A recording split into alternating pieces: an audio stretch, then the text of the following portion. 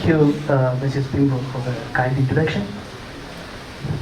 So, today I shall present some AFM techniques that mainly is useful for probing the structure of insulated molecular wires using conducting atomic force microscopy. So, insulated molecular wires are new class of materials in organic electronic devices. So, and we know that the world is moving towards more flexible organic materials with conducting properties. And insulated molecular wires are mostly fabricated by, sheathing a conducting nanowire. Here we used, for example, poly-3-butyl thiophene. And these are then sheathed through non-covalent interactions, mostly self-assembly by organic insulating ribbons to make these nanowires. And conducting AFM is used to probe this structure, this insulated molecular wire structure. So here is a preparation of these materials, starting from the P3PT solutions. When they are heated and then cooled to room temperature, it forms P3PT fibrils. And when this BHPP is our insulating sheet, the insulating nanoribbons, and when we mix both these solutions and cool to 0 degree, we have this structure. These are scanning TEM images, transmission electron microscopic images.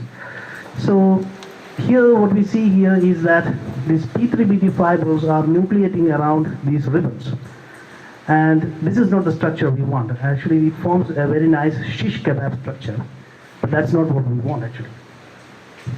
So we want to put the conducting P3BT inside this. And the strategy we followed was we already have this P3BT fibrils. And instead of heating to 100 degree, we just heat to 60 degree while maintaining the fiber structure. And then we mix it with the BHPP solution. And then we cooled it, and then we got a hybrid fibril system. And now the question is how we can probe this core shell nanowire architecture. Now here we use this principle of atomic force microscopy, force distance curve, combined with current voltage measurements.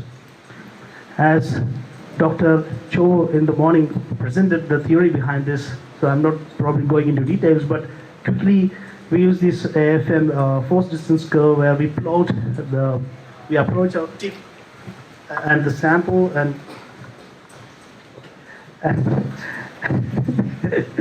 so here we see the tip and cantilever are far apart, so they are not interacting, but as soon as they are close enough so that long range van der Waals forces just attract the tip to the surface, which is called the jump to contact.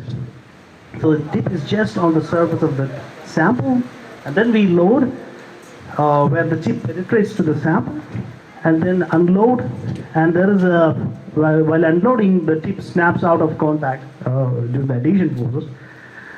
And the principle here is that at each value of Z, we measure the IV characteristics. So in principle, at the jump to contact, we have an IV measurement. Then at each Z distance, each penetration depth to the core of the fiber, we again make IV measurements until we touch down the gold layer to detect a characteristic metallic conduction curve. So here is a technique performed on pure P3BT, which is a semi-conducting fibril. So here is an image of the fiber.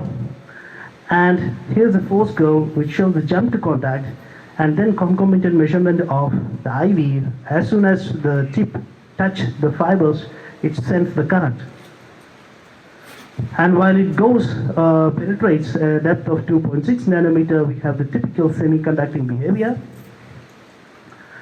And finally, it passes the cross section of this fiber, which is about 4.5 nanometer. We have a straight conduction from the gold material. We We test the same principle on our hybrid material, the composite fiber. So as the tip jump to contact, contrary to the pure P3PT, we don't sense any current. So there is an insulating layer on the fiber. Even penetrating a distance of 6.6 nanometer, we sense no current here.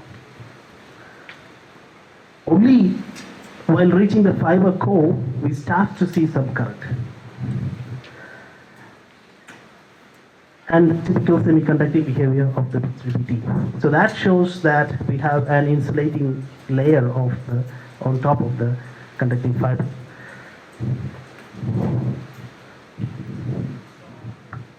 So here we want to show that this is formed through a non-covalent self-assembly process and not just deposition of this BHPT on top of P3PT.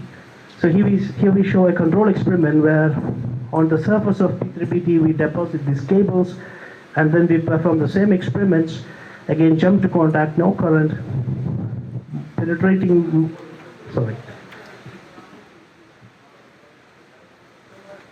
only penetrating to the entire depth of the fiber. We see the current from the gold electrode. Now, this is the way we calculate the depth of the fiber, because the penetration depth. So we have the force curve of the fiber.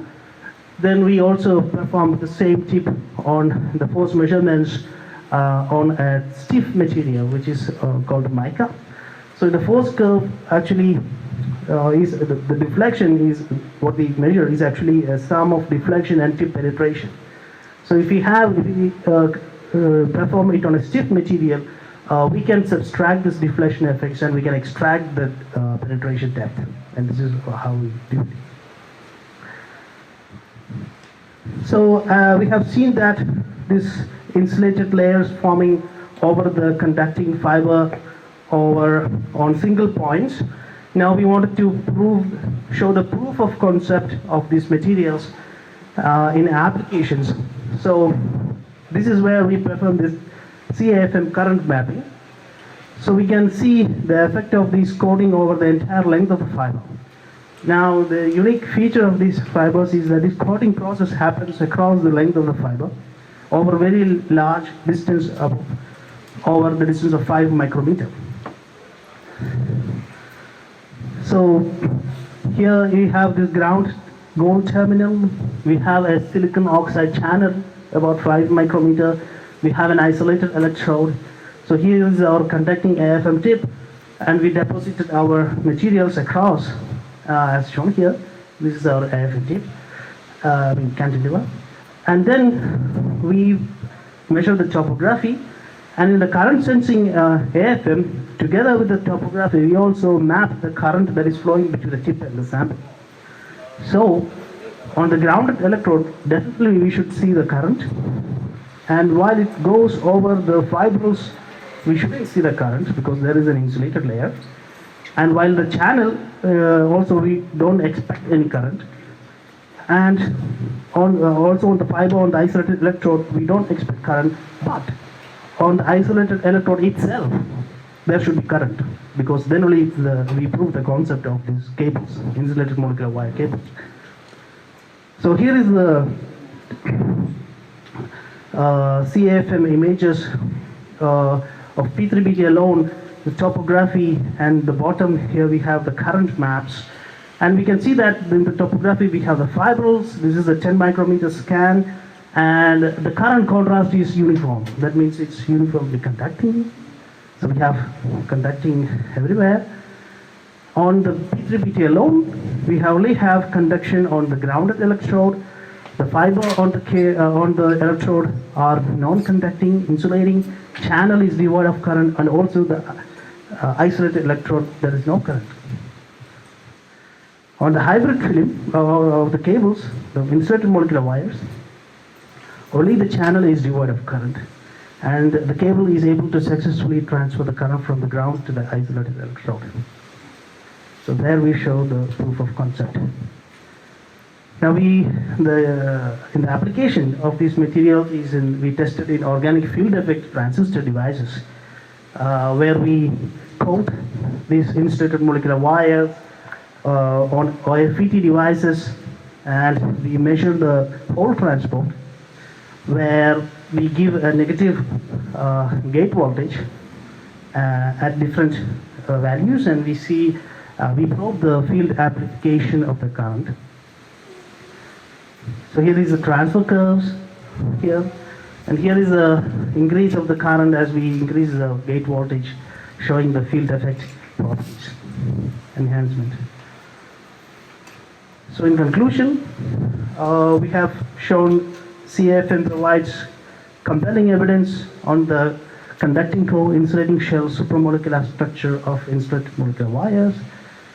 They are useful for the design and development of organic electronic materials, and insulated molecular wires have potential applications in organic electronic devices industries. I thank my collaborators, CEA, Jerome, and all our sponsors, Institute Shah Syndrome, where we made this organic, the insulating molecules,